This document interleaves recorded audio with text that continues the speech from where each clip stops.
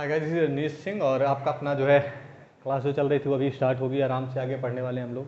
तो अभी पढ़ रहे थे, आपको पता ही है नॉर्मली कि हम लोग पढ़ रहे थे जो है वर्णमाला को।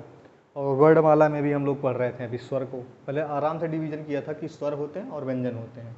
ऐसा नहीं है कि स्वर व्यंजन में अभी हम लोग बहुत कुछ छोड़ के चल रहे हैं, बहुत सारी चीज़ें हैं उसमें और जानना भी बहुत ज़रूरी है, ठीक है। क्योंकि ये चैप्टर बहुत इंपॉर्टेंट हो जाता है, बेसिक एग्जाम में बेसिक चैप्टर है तो बहुत इंपॉर्टेंट हो जाता है। तो क्वेश्चन यहाँ से डायरेक्ट आ जाते हैं, ठीक है। तो हम लोग सारा कुछ पढ़ने वाले हैं, कुछ छोड़ने वाले नहीं हैं। जैसे कि कोई आघोष होगा, सघोष होगा, महाप्राण होगा, ठीक है, अल्प प्राण होगा, या संघर्षी होगा, या ऊष्म संघर्षी होगा, या स्पर्श संघर्षी व्यंजन होंगे, या पूरा जो है अंत्यस्थ होगा, ठीक है, या अंत्यस्थ हैं, या अयोगवाह हैं, या द्विगुण हैं, ये संयुक्त व्यंजन हैं, या फिर आप स्पर्शीय व्यंजन जितने भी हैं, ठीक है, या जो आपको वर्गीय व्यंजन है, पूरे वर्गीय व्यंजन पढ़ने वाले हैं। स्वर को भी इसी तरीके से डिवाइड करके हर तरीके से पढ़ने वाले हैं, कुछ छोड़ने वाले नहीं हैं। चीज़ें नॉर्मली चलेंगी, 1-2 दिन लगेगा क्योंकि फैक्ट ज़्यादा है, ठीक है। फैक्ट इकट्ठा करके एक साथ आपको लिखा देंगे और आराम से कुछ ना कुछ तक हद तक याद भी कराएंगे। जैसे जो आपको वृत्ताकार अवृत्ताकार स्वर वगैरह याद नहीं होते, आराम से याद करा देंगे, ठीक है। समृद्ध विपरीत नहीं याद होते, वो याद कराएंगे, वो हमारी जिम्मेदारी है, आपको याद होना चाहिए। और दूसरी चीज़ अग्र पश्चिम मध्य वगैरह ये सब जो याद नहीं होते, ये सब याद करेंगे, किसी भी तरीके से याद कराएंगे। बाकी सब तो एज इट इज सिंपल है, जैसे लिखा है वैसे ही सिंपल है, उसमें कुछ करना नहीं है। अब जैसे हम लोग कल स्वर स्टार्ट किए थे तो मैंने बोला था स्वर क्या है, 3 प्रकार के स्वर थे और 3 ही प्रकार उनके अपने अपने हैं। जैसे 3 प्रकार के स्वर लिखे हैं, 1 है, 2 है और ये 3 है। एक होता है व्युत्पत्ति के आधार पे, कैसे किसकी उत्पत्ति हुई है। दूसरा हुआ जीह्वा की उच्चारण स्थिति के आधार पे, ठीक है। तीसरा है उच्चारण में लगने वाले समय के स्थान पे, कितना समय लग रहा है, 1 मात्रा का, 2 मात्रा का या 3 मात्रा का, कितनी मात्राओं का समय लग रहा है, ये डिपेंड करता है, ठीक है। तो इसी चीज़ों से हम चल रहे हैं। तो सबसे पहले इसको स्टार्ट किया था। अभी देखिए बहुत इंपॉर्टेंट चीज़ एक है, व्युत्पत्ति पढ़ रहे हो तो ये भी याद होना चाहिए वर्णमाला लिखी किसने है, वर्णमाला बनाई किसने है। तो हिंदी वर्णमाला का विकास जो किया था, नहीं लिखाए थे, अभी याद आ गया तो लिखा दे रहे हैं। पाणिनि साहब ने लिखा था, ठीक है, पाणिनि सर।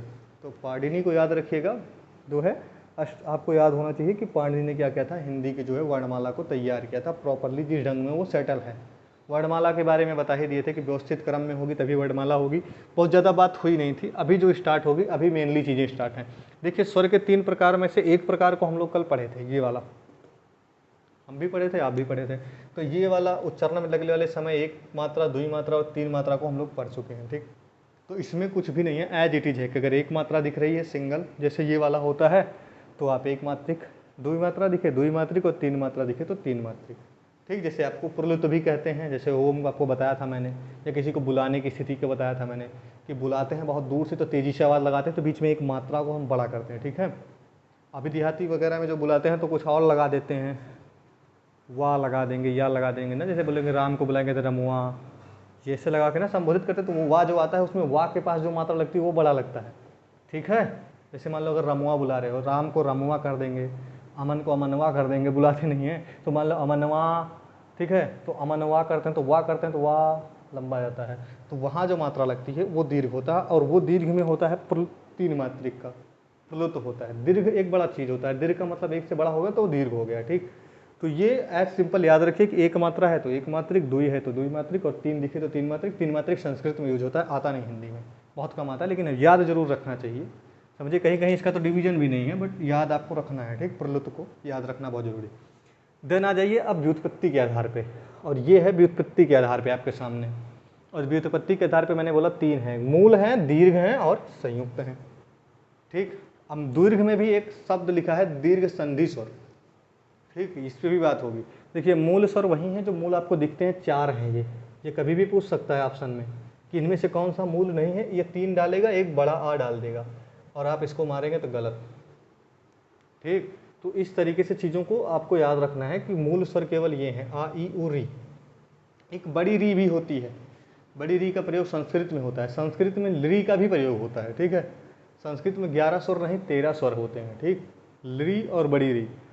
तो ली हमको प्रयोग नहीं करना है, ली आपको मैं बता दे रहा हूँ कि संस्कृत में ये भी एक स्वर है, ठीक है, लेकिन हमको नहीं यूज करना, ये हिंदी में हम लोग पढ़ रहे हैं तो हिंदी में इसका कोई प्रयोग नहीं है। तो याद रखना बहुत आसान है कि 4 हैं, और जैसे पढ़ा रहे हैं वैसे याद रख लीजिए। कौन कौन से 4 हैं आपको दिख ही रहा होगा, आ ई उ री, जिसकी 1 मात्राएं हैं, इन्हीं को दीर्घ कहते हैं। देखिए इनका जो आप पढ़ते हैं छंद, उसमें भी बहुत ठीक ठाक प्रयोग है, बस छंद में थोड़ा और पढ़ना पड़ेगा, कि जैसे अगर अंक बिंदी लगती है तो क्या होता है, अगर द्वित्व हो जाता है जैसे या लिखा है मान लीजिए तो यहाँ कितनी मात्राएं आएंगी, तो ये सब आप थोड़ा पढ़ लीजिए, ठीक है। और संयुक्त के लिए थोड़ा पढ़ लेंगे तो ये इतनी चीज़ें आपको छंद में भी प्रयोग होंगे। छंद का 80% यहाँ खत्म हो जाएगा मात्रा लगाने वाला। देखिए छंद में अगर इतना आता है तो एक मात्रा होती है, और ये कोई भी आता है तो इसकी 2 मात्रा है, एस वाला, ठीक है। तो अभी खाली इतना बात हो रही है, मुद्दे से नहीं भटकना है। मूल स्वर आ ई उ री, ठीक। उसके बाद में दीर्घ संधि स्वर, इसी का देखिए एक शब्द प्रॉपर लिखा है दीर्घ संधि स्वर, और इस पे बहुत इंपॉर्टेंट समझिएगा। दीर्घ स्वर और ये जो होता है द्विमात्रिक स्वर लगभग सेम है, लेकिन दीर्घ स्वर जो है, दीर्घ स्वर और ये संयुक्त स्वर में अंतर है। यहाँ को बहुत ध्यान से आपको देखना है, दीर्घ स्वर और संयुक्त स्वर में क्या अंतर है। देखिए दीर्घ स्वर अपने ही सजातीय रहते हैं तो दीर्घ स्वर होते हैं। जैसे अगर छोटा आ और छोटा आ मिला के बड़ा आ बनेगा तो ये दीर्घ स्वर है, ठीक है। अब छोटी ई मिला के अगर बड़ी ई बन रही है तो दीर्घ स्वर है, और छोटा ऊ मिला के बड़ा ऊ बन रहा है तो ये भी दीर्घ स्वर है, ठीक है। और इसी में अगर बड़ी री भी बन जाए तो वो भी दीर्घ स्वर ही है, लेकिन बड़ी री का प्रयोग नहीं है, ठीक है। अब मैं आपको दिखा रहा हूँ कि दीर्घ संधि स्वर है कैसे। संधि स्वर इसलिए इसको नाम दिया जाता है, कहीं कहीं लिखा है कहीं कहीं नहीं, पृथ्वीनाथ पांडे में साफ साफ लिखा है। तो आप इसको पढ़ते हैं, देखिए बड़ा छोटा आ और प्लस छोटा आ, अगर इससे निर्माण होगा तो ये बनेगा, ठीक है। अभी फिर और क्लियर कर रहा हूँ, 1 सेकंड रुक जाइए बस। फिर आता है संयुक्त स्वर। संयुक्त स्वर ए आई ओ औ है। आप कहेंगे दीर्घ स्वर तो ये भी कहीं कहीं लिखा मिल रहा है, आदित्य वगैरह में तो दीर्घ स्वर और संयुक्त स्वर को एक साथ लिखा है, लेकिन पेपर जब वही आदित्य में आप क्वेश्चन लगाते हैं तो अंदर आपको संयुक्त स्वर और दीर्घ स्वर में डिफरेंस दिया है। 1-2 क्वेश्चन ऐसे दिखेंगे आपको, ध्यान से करेंगे तो, ठीक है। तो उसी के बेस आप समझिए ध्यान से कि संयुक्त स्वर आखिर में है क्या और ये दीर्घ स्वर आखिर में है क्या। तो 1 सेकंड ऐसे रहिएगा, हाँ बस ठीक है, यहाँ तक दिख रहा है तो आराम से कर देंगे। संयुक्त स्वर में बस आप इतना समझना है, जब डिफरेंस से मेल से आता है, जैसे आ प्लस ई, आपको पता होगा आ प्लस ई मिलके ए बनता है, ठीक है, समझ में आ रहा है। और आ प्लस ऊ मिलके ओ बनता है, ठीक, समझ रहे हैं। तो आ प्लस ऊ मिलके, यानी जब डिफरेंस से मिलके कोई बड़ी मात्रा बनती है तो वहाँ संयुक्तता का प्रयोग होता है, संयुक्तता का। लेकिन जब एक समान मिलके या सजातीय मिलके बनते हैं तो दीर्घ संधि स्वर बनते हैं, ठीक है। संधि स्वर, संधि का प्रयोग यहाँ होगा जब आपस में बातचीत होगी तो ये संधि होगी, और 2 लोग अलग अलग अगर मिलके आएंगे तो यहाँ संयुक्त होता है। देखिए याद करना बहुत आसान है, मैं डिफरेंस बताना आपको थोड़ा तकलीफ हो रही होगी कैसे हो रहा है, लेकिन आपको समझना इतना है कि अगर दीर्घ संधि स्वर आता है तो इन्हीं के सजातीय को बड़ा रूप लिख देना है, और अगर संयुक्त स्वर आ जाता है तो वही बस नीचे की जो लाइन होती है, अगर आप मात्राएं पढ़ते हैं तो आई यू री ए, री के बाद खत्म होकर फिर ए आई ओ औ और अंक हा, तो ए आई ओ औ जो होता है वो आता है संयुक्त में, ठीक, समझ में आ रहा है ना। मतलब आपको मैं जो बोल रहा हूँ बहुत ध्यान से पढ़िए, आराम से याद हो जाएगा। इसकी जो बात हो रही है ये है क्या और ये क्या है, दोनों में अंतर इतना ही है कि ये सजातीय हैं, खुद से बने हैं अगर, तो ये हो जाएंगे कहाँ, दीर्घ संधि में जाएंगे, और थोड़ा अलग है तो संयुक्त में जाएंगे, ठीक। दोनों दीर्घ ही हैं, मात्राएं दोनों की 2 ही हैं, द्विमात्रिक हैं, ये भी द्विमात्रिक ये भी द्विमात्रिक, लेकिन इनका निर्माण कहाँ हुआ, ये कैसे व्युत्पत्ति हुई, क्योंकि हम व्युत्पत्ति के आधार पर पढ़ रहे हैं तो इनकी व्युत्पत्ति कैसे हुई उसको हम समझ रहे हैं। तो ये व्युत्पत्ति स्वयं से आई है आपस में मिलके, और जब इनसे और अदर कुछ मिलके बनता है तो ये आता है। देखिए ये जब आप पढ़ेंगे संधि ना, तो संधि में भी जब स्वर संधि पढ़ेंगे तो इसका बहुत भयंकर प्रयोग है, ठीक है। आ और ई मिलके ए बनेगा, आ धनु मिलके ओ बनेगा, ठीक है, वहाँ भी आएगा। जब आप गुण संधि पढ़ते हैं तो गुण संधि और वृद्ध संधि में इसका बहुत भयंकर प्रयोग मिलेगा, ठीक है। गुण संधि और वृद्ध संधि जो प्रयोग होता है वो यही होता है, संयुक्तता पे चलता है, वो दीर्घ पे नहीं चलता, वो संयुक्तता पे चलता है।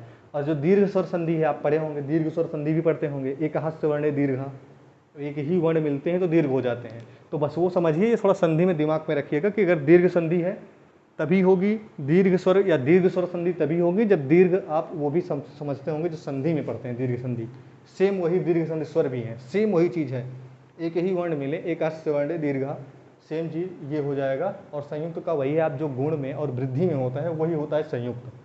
समझ में आ रहा है, कुछ भी तो आ रहा होगा। देखिए इतने अंदर है, इतना ज़्यादा डीप है नहीं, बहुत आसान है, बस समझने के लिए मैं बता रहा हूँ, बाकी आप याद करिए, बस ऐसे रटना ही है, एग्जैक्ट ऐसे रट लेना है, ठीक।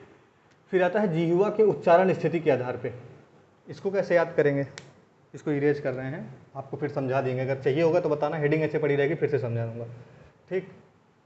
अब देखिए जिह्वा के उच्चारण स्थिति के आधार पे आपको बताना है हमको, ठीक। तो उसमें है, मैंने लिखा है अग्र, मध्य और पश्च, टाइम बच जाएगा आपका आराम से। देखिए अग्र, मध्य और पश्च थोड़ा याद करना मुश्किल होता है। तो पश्च ये है, देखिए जिह्वा, अगर ऐसे जिह्वा है आपकी, ठीक है, बहुत लंबी होगी, लेकिन अगर इतनी बड़ी जीवा है तो जो पीछे से शब्द निकलते हैं एकदम पीछे जीभ से उन्हें कहेंगे पश्च, जो मध्य से निकलेंगे उन्हें कहेंगे क्या, मध्य, और जो बिल्कुल जीभ के आगे से उच्चारित होते हैं वो होते हैं अग्र, जैसे ई यहीं से बोल सकते हैं। लेकिन जो शब्द नीचे लिखे हैं आ ये अंदर से आते हैं, बहुत अंदर से, मतलब थोड़ा पीछे से ही आते हैं। और छोटा आ ये बहुत बीच से आता है, ठीक, समझ रहे हैं। तो ये लिखा गया है, तो ये बस आपको बता रहा हूँ एक स्ट्रक्चर की, अगर पीछे से आ रहा है जीभ के एकदम पीछे से आवाज़ तो वो होता है क्या, पश्च का, अगर मध्य से आता है तो मध्य का, और अग्र से आता है तो अग्र का, ये होता है सिचुएशन। अब आपको याद करना है, तो याद कैसे करेंगे, ये तो हो गया आपका फंडा। याद होता है इसका 2-3 जगह एक आपको लिखा मिल जाता है फॉर्मूला, कुछ किताबें से वाणी की किताब पढ़ते हैं तो उसमें लिखा है आओ साथ में बैठ के कुकड़ू करें। और एक बेसिक हम लोगों के पास है, वो ये है कि आओ उल्लू पीछे पीछे। एक ट्रिक याद रखिए, बस जितना बोल रहे हैं उतना याद करिए, बस ट्रिक, ठीक है। ये ट्रिक है इसका, आओ उल्लू पीछे पीछे, और इसी में है आको रखो बीचे बीचे, आको रखो बीचे बीचे, ठीक है। क्या लिखा है, साफ नहीं दिख रहा है तब भी बता रहा हूँ फिर से, आओ उल्लू पीछे पीछे आको रखो बीचे बीचे। तो यानी छोटा आ को आपको बीच रख देना है, बीच में, और आ ओ और ऊ इसको रखना है पश्चिम में। आओ उल्लू पीछे पीछे, देखो अब यहाँ मैं तोड़ रहा हूँ इसको, बड़ा आ दोनों ओ, चाहे वो ओ हो चाहे औ हो, और दोनों ऊ, चाहे छोटा ऊ हो चाहे बड़ा ऊ हो, इसको रखना है आपको पीछे। देखिए छोटा, देखिए छोटा आ को आपने रख दिया बीच में, पढ़ रहे हैं देखो, आओ उल्लू पीछे पीछे, तो देखिए आ ऊ ओ, ठीक है, इसको रख दिया हमने पीछे, और आ को रखो बीचे बीचे, तो आ को रख दिया बीच में, शेष जितना भी बचे उसको रख दीजिए ऊपर। कहीं कहीं री के लिए आ जाता है, पेपर में आया था री के लिए, टीजीटी में आ गया, री कहाँ से होता है, अग्र से या पश्च से, तो री जो होता है वो अग्र में होता है, और साफ साफ लिखा है आपके सामने, ठीक। तो ट्रिक याद रखना है आपको कि आओ उल्लू पीछे पीछे, आ को रखो बीचे बीचे, ठीक, याद हो जाएगा। ट्रिक याद करना बहुत आसान है, बस इतना याद रखना कि जब तोड़ना है इसको तो बस छोटा आ को पहले बीच में रख लेना, उसके बाद में आराम से रख देना कि बड़ा आ दोनों ओ और दोनों ऊ, यानी बड़ा आ दोनों ऊ और दोनों औ आओ, इसको रख देंगे हम क्या कहते हैं पश्चिम में। ट्रिक याद हो जाएगी, आओ उल्लू पीछे पीछे, आ को रखो बीचे बीचे, 3 बार बोल चुके हैं, साफ नहीं भी है तो बोल रहा हूँ, लिख लीजिएगा, ठीक है। याद करना आसान होगा, बहुत आराम से हम पढ़ा रहे हैं तो याद होगा, हर हाल में याद होगा, कैसे भी याद हो जाएगा आपको, ठीक है। अभी इसको इरेज कर दे रहे हैं, ट्रिक याद करना होगा, नहीं होगा तो बताइएगा, मैसेज करिएगा, मैं लिख दूंगा वैसे भी, ठीक। तो इसको याद कर लीजिएगा और लिख लीजिएगा, ये तो बैक करके अगर मिट जा रहा है तो बैक करके 2 बार सुन के लिख लीजिएगा, ठीक है। अब ये हो गया, इतना हो गया। उच्चारण के समय वाला हमने आपको बता ही दिया था, एक मात्रिक, द्विमात्रिक, त्रिमात्रिक, जिसमें से ये जो मूल स्वर होता है यही एक मात्रिक में आता है, और बाकी जितने भी होते हैं ये दोनों, ये 2 मात्रिक में आते हैं, और 3 मात्रिक का तो अलग से बता ही दिया है, 3 तरीके से बता दिया आपको, तो इसमें भूलेंगे नहीं, इसकी ट्रिक कभी मत भूलिएगा, कभी वो भी नहीं भूलेंगे, ठीक है। अब आता है जिह्वा की ऊंचाई, ये अलग का सेशन है, ये स्वर के इस 3 डिवीजन से अलग का है, अब चीज़ें अलग चल रही हैं, ठीक है। जिह्वा में ऊंचाई के आधार पे, जैसे कि मैं बोल रहा हूँ तो जिह्वा कितनी उछल रही है, जैसे ये कितना ऊपर ये जा रहा है, इस हिसाब से जब इसको डिवाइड किया जाएगा स्वर को, तो आता है विवृत, अर्धविवृत, समृत और अर्धसमृत। दिख नहीं रहा होगा अर्धसमृत, लेकिन लिखने चल रहे हैं, ठीक है। तो बस आपको देखना है कि हम कर क्या रहे हैं, ठीक। 1 सेकंड में इसको इरेज करेंगे और आराम से आपको दिखाएंगे कि ये हो क्या रहा है, इसको पूरा मिटा दे रहे हैं, ठीक है, याद कर लीजिएगा अपना, बस जस्ट सेकंड रुकिए, पूरा आपको हो जाएगा। इसको समझना बहुत ज़रूरी था तो इसलिए यहाँ लिखा है। विवृत किसे कहेंगे और समृद्ध किसे कहेंगे, अर्धविवृत किसे कहेंगे और अर्धसमृद्ध किसे कहेंगे, ठीक है, इसी को समझना है। तो हम मात्रा को लिख रहे हैं, देखिए याद कराना मेरा काम है, मैं आपको याद करा दूंगा, बस इतना समझ के चलिए। छोटा आ बड़ा आ इसे कहते हैं, ऐसे पढ़ना नहीं जाता छोटा आ बड़ा, पढ़ना चाहिए आ, लेकिन छोटा बड़ा हम लोग पढ़ते हैं देहाती में, तो वही पढ़िए।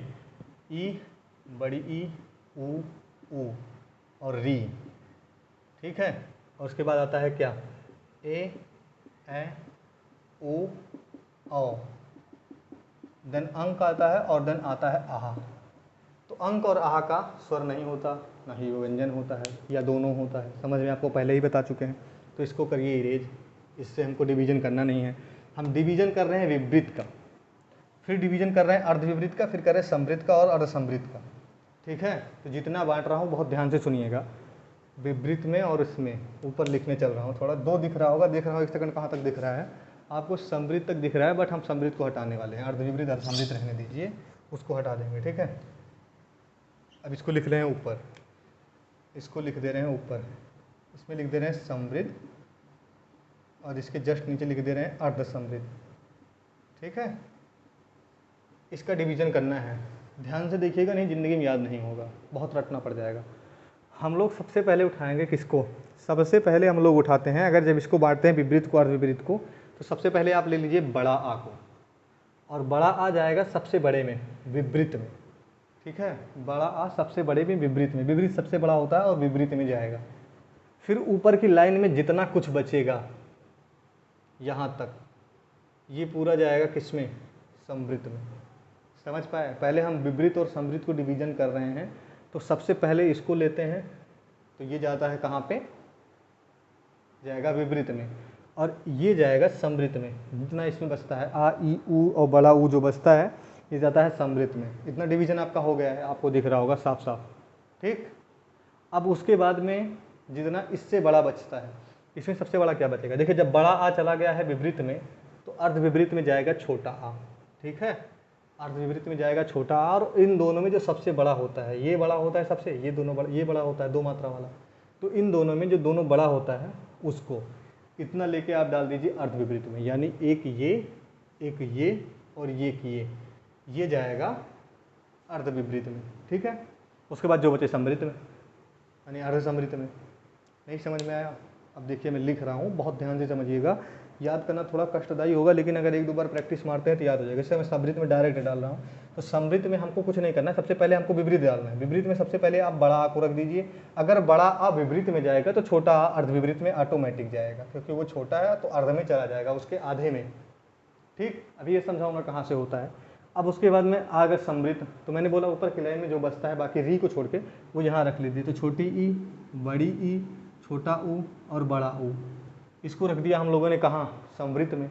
अब आएगा अर्ध समृद्ध, तो अर्ध समृद्ध में देखिए बचते हैं अब कुछ नहीं, मैं देखो डिवीजन आपको दिखा रहा हूँ बच क्या रहा है। अब देखिए इतना जितना हम लोगों ने बांट दिया है, इसको पूरा बांट दिया, ठीक, इतना काम खत्म, इसको हमें गिनना नहीं है, और अब इतना ही बच रहा है, देखिए। और इसमें से जो बड़ा दिखे आपको, जिस पे आपको लगे कि दो मात्रा होती है, जैसे इसकी दो मात्राएं होती हैं और इसकी दो मात्राएं होती हैं, जिसकी दो मात्राएं होती हैं उसको बड़े वाले में ही भेजिए, कितना भी बड़ा हो, तो उसको आप रख लीजिए अर्ध विपरीत में, ठीक है, इसको दोनों को। तो इसीलिए ए को और अ को, इसको रख दीजिए आप अर्ध विपरीत में, और जो बचता है बाकी उसको रख दीजिए अर्ध समृद्ध में, ठीक है। तो यहाँ अर्ध समृद्ध में केवल क्या आएगा? ए और ओ। नहीं समझ पाए? आशा करते हैं कि समझ में आ रहा होगा हो क्या रहा है, नहीं तो याद करना आपके सामने लिखा हुआ है, कई किताब में गलत भी लिखा हुआ है, लेकिन ये एकदम एग्जैक्ट है, फैक्ट है, ठीक। कहेंगे तो प्रूफ दिखा दूंगा। तो याद करने के लिए मैं खाली आपको बता रहा हूँ, मैं एक बार और लिख रहा हूँ, फिर से लिखूंगा, फिर से आपको बताऊंगा कि आपको कैसे डिवीजन करना है, ताकि याद रहे। थोड़ा टफ है ना, इसलिए रटना, हर चीज़ नहीं रटी जा सकती ना, तो आपको तरीका बता, जैसे उसका बता दिया, आओ उल्लू पीछे पीछे आको रखो बीचे बीचे, जितना बचता है सबको आगे में डाल दिया, ठीक। अब इसमें रखिए, फिर से कर दे रहा हूँ इसका। तो आप लिखते हैं छोटा आ, देन बड़ा आ, छोटी ई, देन बड़ी ई, देन छोटा ऊ, देन बड़ा ऊ, उसके बाद में री, ठीक है। और आगे रखते हैं तो ए ओ औ, आगे हमको डिवीजन करना नहीं है, अंक आ जो होते हैं अक्षर में आते ही नहीं है। अब इन्हीं का डिवीजन करना है, तो मैंने आपको सबसे पहले बोला कि आपको सबसे पहले विपरीत ले लेना है, और विपरीत में सबसे बड़ा लेना है, ठीक है। तो सबसे बड़ा हो गया बड़ा आ, इसको हटा दिया, ये विपरीत में गया, एक ही होता है। अब अगर बड़ा आ विपरीत में गया है तो अर्ध विपरीत में छोटा आ चला जाएगा, ठीक है, इतना गया। उसके बाद में अर्ध विपरीत में वो रख दीजिए जो दोनों में सबसे बड़ा बड़ा होता है, ये सबसे बड़ा है और ये, इसको रख दिया। अब ये हो गया अब विपरीत और अर्ध विपरीत खत्म। अब बाकी सब तुम आपको समृद्ध में ही रखना है, ये जितने बचते हैं सब समृद्ध में ही बचते हैं, ठीक है। री को हटा दीजिए, ऊपर के लाइन का सारा जो होता है वो समृद्ध होता है, और ये नीचे की लाइन का जितना होता है वो होता है अर्ध समृद्ध। आया समझ में क्या हो रहा है? समझ में आ रहा है कि नहीं आ रहा है? इस चीज़ को रखिएगा, नहीं होता एक बार और बताएंगे, दो बार रिवाइज करिए कि हो क्या रहा है, फिर समझ जाएंगे, ठीक है। अब एक होता है वृत्ताकार, अवृत्ताकार, उसकी ट्रिक समझिए, बहुत ज़बरदस्त है, ठीक है। इसको मिटा दे रहे हैं, ठीक, अगर नहीं होता रिवाइंड करके फिर से लिख लीजिएगा। अब आते हैं हम लोग वृत्ताकार और अवृत्ताकार पे। देखिए तीन तरीके के होते हैं, एक होता है अवृत्ताकार और एक होता है वृत्ताकार, और एक होता है उदासीन। कहीं कहीं मिलता है अर्धवृत्ताकार, लेकिन वो लिखना नहीं है पेपर में, बिल्कुल भी उसका प्रयोग कहीं दिखा नहीं मुझे, ठीक है। अर्धवृत्ताकार भी कहीं कहीं है, लेकिन है नहीं उसका प्रयोग, ठीक है। तो हम लोग जो पढ़ रहे हैं बहुत ध्यान से समझिएगा। ये वृत्ताकार का मतलब मुंह में जब गोलाई होती है, कब गोला होता है मुंह, कब नहीं होता है। जैसे ऊ बोलते हैं तो होता है, ई बोलते हैं तो नहीं होता। का खा गा घा बोलेंगे नहीं होगा, घा अंगा चा बोलेंगे नहीं होगा। लेकिन जब हम बोलेंगे क्या, ऊ जो होता है उसको बोलते हैं, छोटा ऊ बोलते हैं, बड़ा ऊ बोलते हैं, या ओ बोलते हैं, या औ बोलते हैं, तो मुंह थोड़ा गोल होता है, ठीक है। जब राउंड होता है सर्कल बनता है। तो इसी की बात कर रहा है कि आवृत्ताकार यानी जिसमें सर्कल नहीं बनता, ठीक है, और जिसमें सर्कल बनता है, ये दोनों उसी की बात कर रहा है, ठीक है। तो जिसमें सर्कल बनता है, अगर कभी भी सर्कल बनेगा तो वहाँ ऊ जरूर आएगा, ठीक है, और नहीं तो सर्कल नहीं बनेगा, ठीक। तो ऊ कैसे आएगा, तो इसका मतलब सर्कल में रख दीजिए छोटा ऊ, बड़ा ऊ। उसके बाद में आपको पता होगा जो ओ बनता है ये भी ऊ से ही बनता है, आ धन ऊ, ठीक है। और इसका बड़ा भाई भी ऐसे ही बनता है, आ धन बड़ा ऊ। तो इसीलिए खाली दिमाग का प्रयोग करिए, जो मैं बता रहा हूँ याद कर लीजिए। जहाँ कहीं भी ऊ आएगा, जैसे ओ में भी आता है ऊ और औ में भी आता है, तो वो सब वृत्ताकार। तो इसीलिए वृत्ताकार में किसको किसको रखना है, वृत्ताकार में आपको रखना है छोटा ऊ, बड़ा ऊ, ओ, औ, ठीक है। कहीं कहीं आ मिलता है, लेकिन ये वाला आ नहीं, वो ये वाला आ होता है, ठीक है। अस्पताल जिसे लिखते हैं, इंग्लिश के वर्ड को जब हिंदी में कन्वर्ट करते हैं तो ऊपर ये वाली मात्रा आती है, उपाधिमान इसे कहा जाता है। कहीं कहीं लिखा मिलेगा, कहीं कहीं नहीं मिलता, उपाधिमान ही होता है, इससे उपाधिमान शब्द कहा जाता है। ये जो एस मार्क होता है ये उपाधिमान का होता है। ये जैसे हॉस्पिटल लिखेंगे, ठीक है, तो हॉस्पिटल हा लिखेंगे तो ऊपर आपको मारना पड़ेगा। इंग्लिश के वर्ड को जैसे डायरेक्ट अगर हिंदी करते हैं, जैसे डॉक्टर को करते हैं तो डॉ के ऊपर मारना पड़ता है, तो ये अक्सर वहीं प्रयोग मिलता है आपको, ठीक है। तो उपाधिमान का भी जो होता है वृत्ताकार बनता है, लेकिन आपके बाहर है सिलेबस के, तो इसको में लिखिए या मत लिखिए, लेकिन इतना जरूर लिख लीजिए कि ऊ जिस जहाँ भी कहीं ऊ का प्रयोग होता है, आपके दिमाग के लिए मैं बता दे रहा हूँ, जहाँ कहीं ऊ दिखे इसको रख लीजिए, ठीक है। छोटा आ को उदासीन में रखते हैं, ठीक है। बाकी कुछ भी बच जाए आवृत्ताकार में रख दीजिए, ठीक है। बाकी बच क्या रहा है, जैसे इसको सबको रख दिया, बड़ा आ, ठीक है, छोटी ई, बड़ी ई, छोटा ऊ हो गया, बड़ा ऊ हो गया, री। इतना तक जो होता है वो आवृत्ताकार में होता है, उसके बाद कुछ बचता नहीं है, मैंने आपको बोल ही दिया, ठीक है। और कहीं कहीं बड़ा आ को मैंने आपको बोला था कि बड़ा आ को अर्ध में डाल के रखते हैं, ठीक है। अर्ध क्या, अर्धवृत्ताकार में, बट आप वहाँ मत पढ़िए बड़ा आ को, ठीक है। अगर आपको रखना है तो रख लीजिए, या आप बड़ा आ को आप अगर रखना चाहते हैं तो अर्ध में रख सकते हैं, या फिर यहीं डाल दीजिए। सबसे आसान है कि यहीं रखिए, अर्ध में रखते हैं लेकिन अर्धवृत्ताकार में रखते हैं। मैं फिर से लिख दे रहा हूँ, नहीं आप कहेंगे क्या हो रहा है। अर्धवृत्ताकार यानी जहाँ आधा वृत्त बनता है वो होता है बड़ा आ। बड़ा आ के लिए आधा वृत्त बनता है, मुंह खुलता है आ, लेकिन आधा वृत्त बनता है, ठीक है। जहाँ वृत्त पूरा बने, जैसे छोटा मुंह हो जाए, जैसे, ठीक है, जैसे ऊ। देखिए ये प्रैक्टिकली समझने थोड़ा बोरिंग लगता है कि क्या हो रहा है, बकवास टाइप का लगता है, लेकिन आराम से मैंने आपको एक ही को पकड़ना बोला, इसको पकड़िए आराम से कि जहाँ ऊ की मात्रा दिखे उससे वृत्ताकार कर दीजिए। बाकी सब में एक छोटा आ को उदासीन में डाल दीजिए ना, इसमें कोई प्रभाव नहीं पड़ता छोटे आ में, बाकी याद ही हो जाएगा जो शेष बचता है। तो आज के लिए इतना ही। समझ में आता है, अच्छा लगता है तो लाइक करिए, और हो सके तो शेयर करिए। बाकी पसंद है तो आपका अपना चैनल है ज़रूर शेयर कर दीजिएगा। आपसे एक रिक्वेस्ट है, बस इतना ही करिए। बाकी क्लासेस चलती रहेंगी और बहुत अच्छे से याद करने का पूरा प्रयास कराएंगे कि याद हो जाए आपको, ठीक है। ऐसा नहीं है खाली पढ़ा देना, याद भी कराएंगे। बाकी देखते रहिए, धन्यवाद।